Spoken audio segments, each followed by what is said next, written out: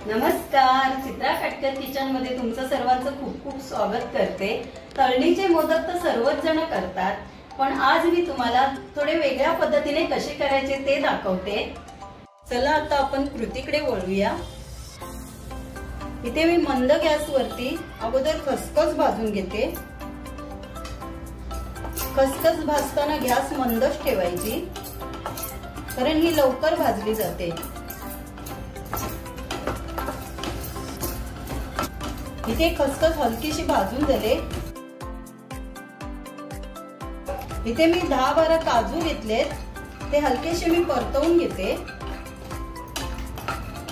इथे हे काजू मी कोरडेच भाजून घेतलेत, आता हे काढून घेते। इथे मी 10-15 बदाम घेतलेत, तेही हलकेसे भाजून घेते। इथे तुम्ही बघू शकता मी सुकं खोबरं बारीक खिसून घेतलंय। इथे मी 1 वाटी सुकं खोबरं घेतलंय, हे वाटीत मोजून घेताना हलकसं दाबून भरा। इथे खोबरं ही मंद गॅसवर परतवून घेते, हे गोल्डन होईपर्यंत आपल्याला परतवून घ्यायचंय। इथे खोबरं छान गोल्डन होईपर्यंत भाजून झाले। इथे पाव चमचा तूप टाकते कढईमध्ये। ते 2 चमचे बारीक रवा घेते। तुमच्याकडे बारीक रवा नसेल तर तुम्ही जाडा रवा मिक्सरला लावून घेऊ शकता। हा छान गोल्डन होईपर्यंत परतवून घेते।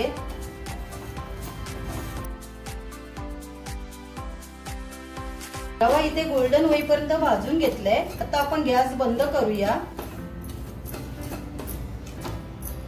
इथे हे खोबरं आणि रवा पंख्याखाली छान गार करून घेऊया।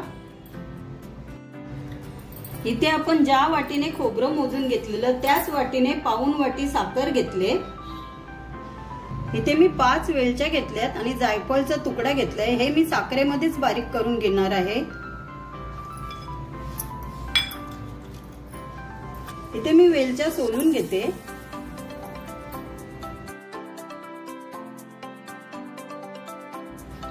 इथे साखर बारीक केलेल्याच भांड्यामध्ये मी बदाम आणि काजू बारीक करून घेते, हे छान थंड करून घेतलेत।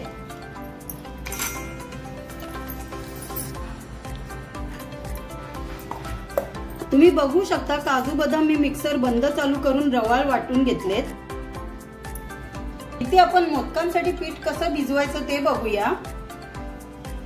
ज्या वाटीने खोबरं घेतलेलं त्याच वाटीने 1 वाटी मैदा घेतलाय। हा मैदा मी चाळण मारून साफ करून घेतलाय। इथे बारीक रवा घेतलाय 2 चमचे।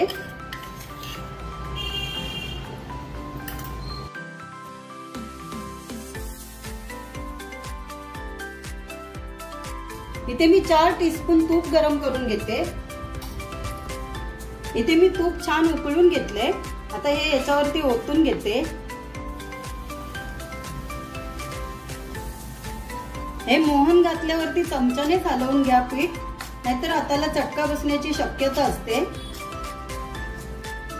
हे तूप ओतून घेतलेलं पीठ छान थंड झाले, आता आपण हे छान एकजीव होईपर्यंत मिक्स करून घेऊया। आता हे पीठ एकजीव झाल्याच्या नंतर पिठाची मूठ अशी होते, म्हणजे आपलं तूप परफेक्ट झालेलं आहे। आता या पिठाला पाणी किती घ्यायचं ते मी सांगते तुम्हाला।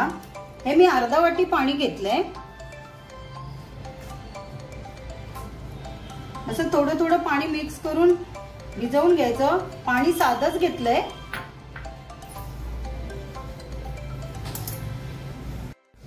मैदा खूप घट्टही नाही मळायचा आणि खूप कोरडाही नाही मळायचा, चपातीच्या पिठासारखा मऊ मळायचा। त्याच्यामध्ये रवा असल्यामुळे तो नंतर फुलणार आणि तो पीठ परत थोडं घट्ट होऊ शकतं। हाताच्या मागच्या बोटांनी मैदा छान असा मळून घ्यायचा। मैदा छान मळून घेतल्याने मैदा छान लवचिक होतो आणि मला किती पाणी लागलं ते मी तुम्हाला दाखवते। 1 चमच्याचं पाणी उरलेलं आहे। तुमचा रवा ज्या क्वालिटीचा असेल त्या प्रमाणात तुम्हाला पाणी कमी जास्त लागू शकतं। ते आपला मैदा मळून झालाय, आता हा आपण 5 मिनिटं झाकून ठेवूया। इथे खोबरं छान थंड झालंय। रवाही छान थंड झालेला आहे। आता हे आपण मिक्स करून घेऊया। इथे खोबरं थोडं चुरून घेते म्हणजे हे खोबरं बारीक होईल। इथे खोबरं छान बारीक चुरून घेतले। आता त्याच्यामध्ये काजू बदाम वाटून घेतलेले ते टाकते। ही जायफळ आणि वेलची घेऊन साखर बारीक वाटून घेतलेली ती टाकते।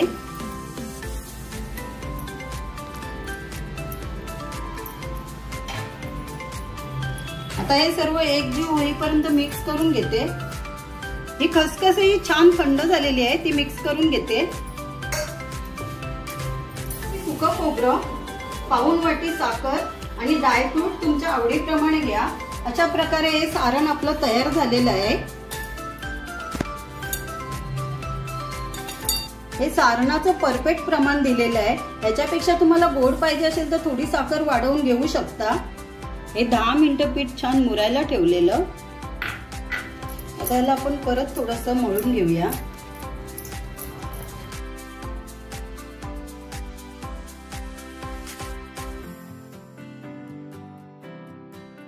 ते मी लादी छान पुसून घेतले आणि आता सुकं पीठ टाकून ही लादी पिठाने पुसून घेतले। तर या पिठाची मी लाटी करून घेते।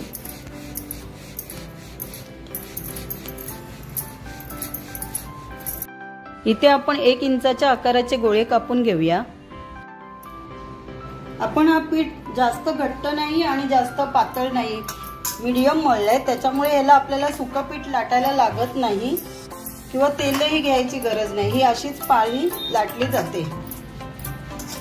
ह्या पुरीच्या आकारा एवढ्या आपण पुऱ्या लाटून घेऊया। तुम्ही बघू शकता जास्त पातळ नाही जास्त जाड नाही। आता ही एक मी ट्रिक दाखवते तुम्हाला। मी इथे एक प्रसादाची वाटी घेतले, त्याच्यावरती ही आपली पुरी लाटलेली ठेवते। असं छोटी वाटी घेतल्याच्या नंतर सारण व्यवस्थित भरता येतं। इथे मोदकांच्या कळ्या पाडत जाऊया। कळ्या पाडताना हाताबरोबर वाटी पण फिरली जाते।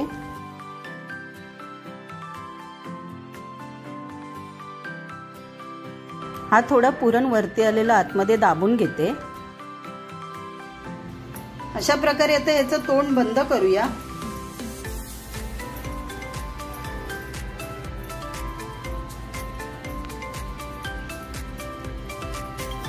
असा हा दोन्ही बाजूनी त्याचं तोंड घट्ट बंद करून घ्यायचं। लक्षात घ्या वरून तोंड घट्ट दाबून घ्या, नाहीतर तेलामध्ये तळताना पुरण बाहेर पडू शकतं।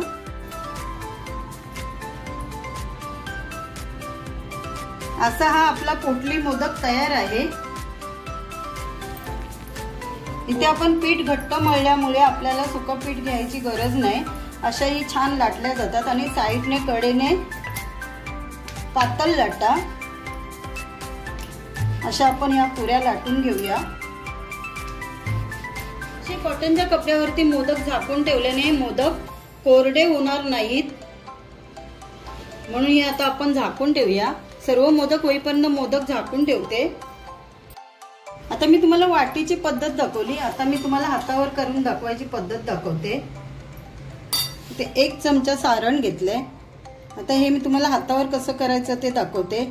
असं एका बोटाने सारण पुढे पुढे ढकलत जायचं। अशी पुरी उचलून कळ्या पाडत जायच्या।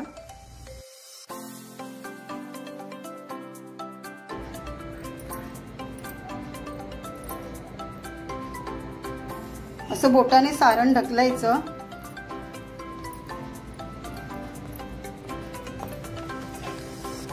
असं त्याचं तोंड बंद करायचं।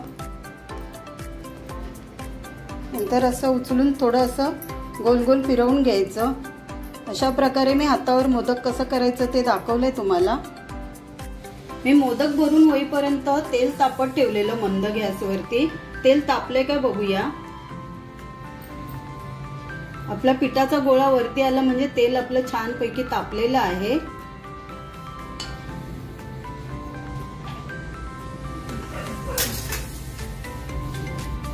आता या तेलामध्ये आपण मोदक सोडूया।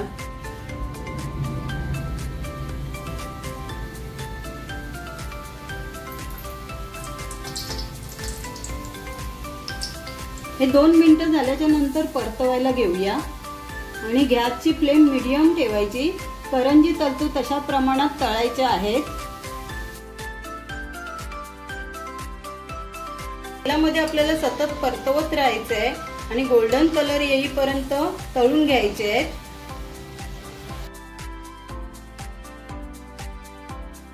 इथे मोदक तळून झालेत, हे काढून घेते।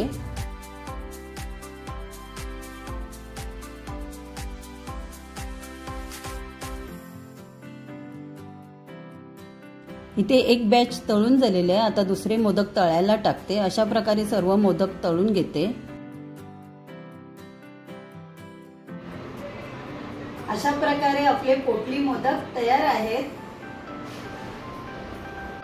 हे पोटली मोदक छान खुसखुशीत झालेले आहेत, तर ही रेसिपी तुम्ही पण नक्की ट्राय करा आणि आमच्या चॅनलला लाईक, शेअर आणि सबस्क्राईब करायला विसरू नका। मस्त खा आणि स्वस्त रहा। धन्यवाद।